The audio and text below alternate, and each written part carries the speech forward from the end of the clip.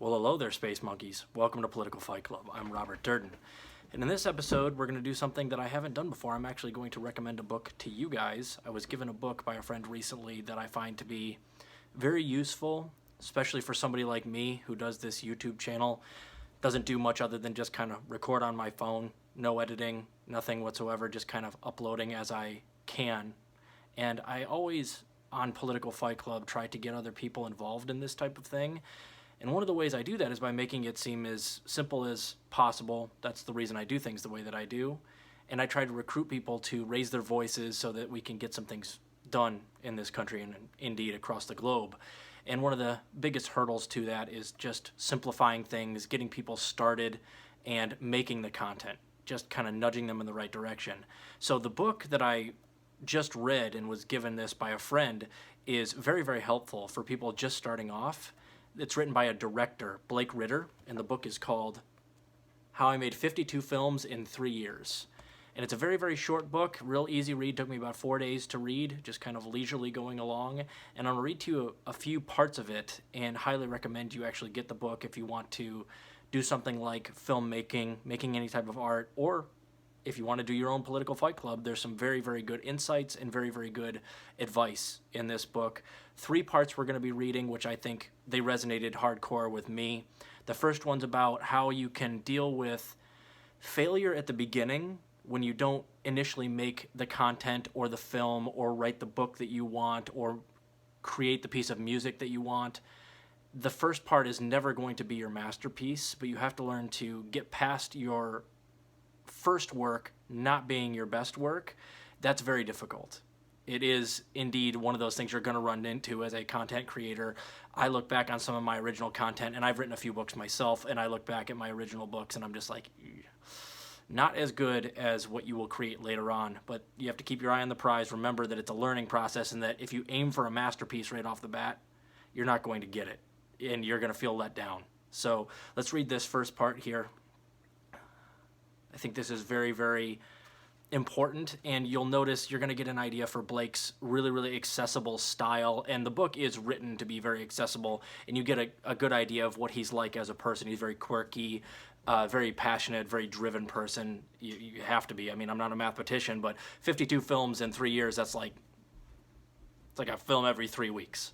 So page 19, he says, as a filmmaker, it's easy to become overwhelmed by the pressure of creating a masterpiece right out of the gate, and this applies to both short or feature films.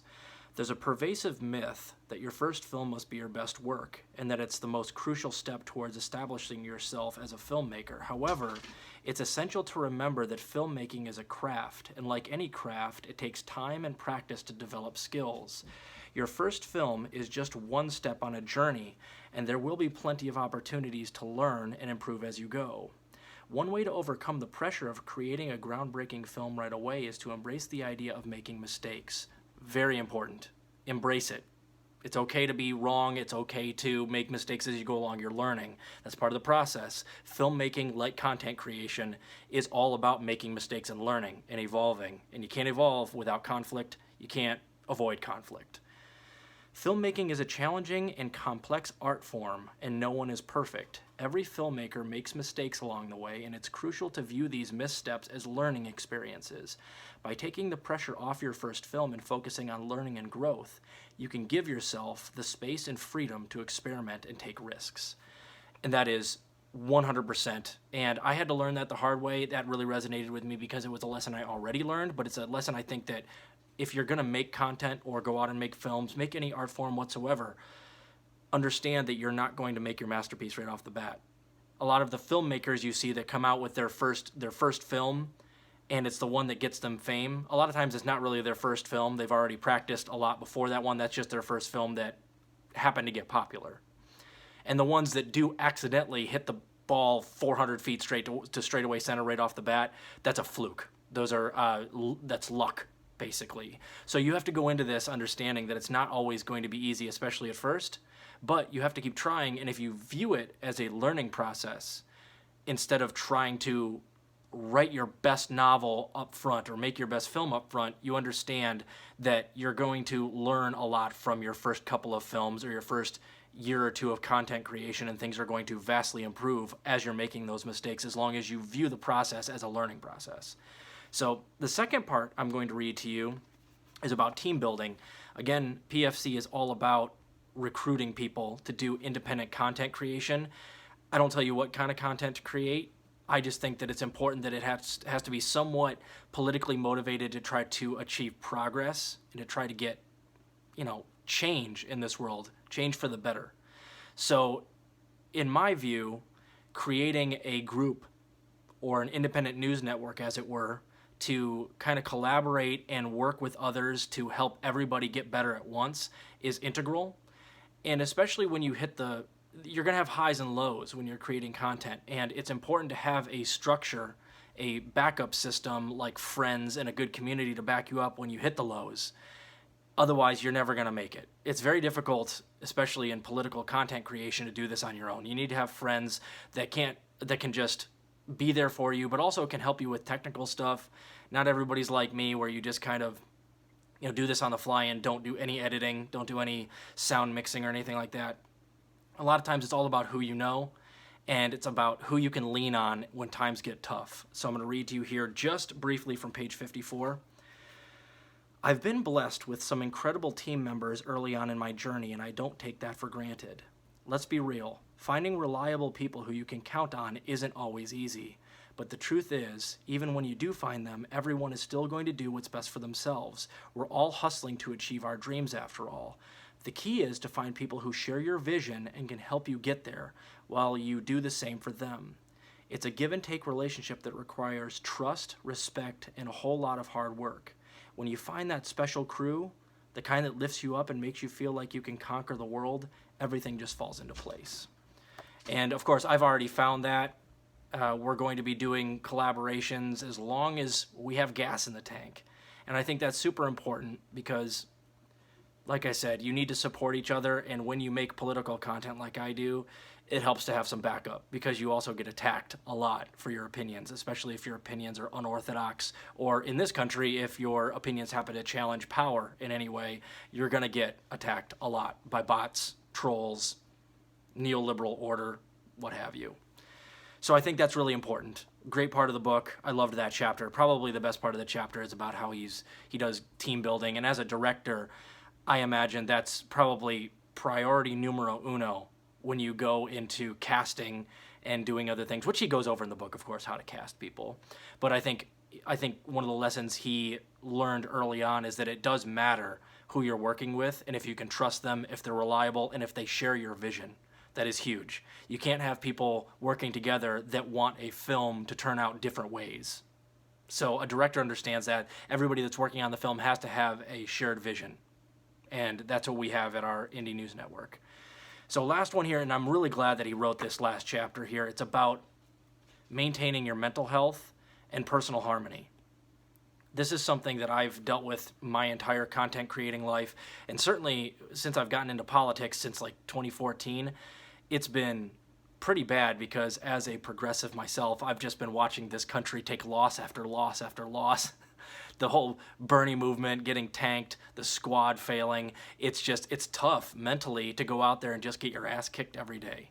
And in any art form, you're going to have times where you feel like you're killing it and you're doing great and everything's going right. And then there's going to be those lows where everything's going wrong and you feel down in the dumps. And it's good to have a good team on your side, but also it's very important to take time off, focus on yourself, focus on your mental health, and then come back to your art form after you've kind of recuperated. So I'm going to read to you here from page 169. He talks briefly about how he was depressed. Everybody goes through that. I myself have to take breaks, and I'm going to take another break from PFC coming up here in the next week because I have to. I have to recuperate, defrag. This is page 169, and this is where he's talking about that challenging period in his life. It was during this challenging period that I truly understood the power of film and storytelling. The cinema became my sanctuary, a place where I could find solace and forget my troubles, even if only for a couple of hours. This realization ignited a spark within me, a burning desire to create films that could offer the same comfort and respite to others who might be facing their own struggles. When I eventually delved into acting and filmmaking, thoughts of loneliness became a distant memory, as I had discovered my true passion. Suddenly, my life had purpose, and I genuinely enjoyed what I was doing. Waking up each morning was no longer a struggle. Rather, I eagerly anticipated the day ahead, eager to learn one more feature on my camera, write another page of my script, or edit that final scene of my film. My newfound enthusiasm came from a desire to share the stories buried deep within my mind with the world, giving audiences a glimpse into my imagination. Exceptionally well written, and I agree 100%. One of the things that I've always said about PFC is that while sometimes it gets tough, especially when you're getting attacked online for your views or for your content, you have to understand that you're helping others when you create good art. And you have to remember that some people actually do count on you as a creator or a filmmaker to help them feel better when you do this stuff. And when you reframe it that way and you start to understand that you're actually helping some other people with their lives, it helps a lot. And the other thing is, it helps you.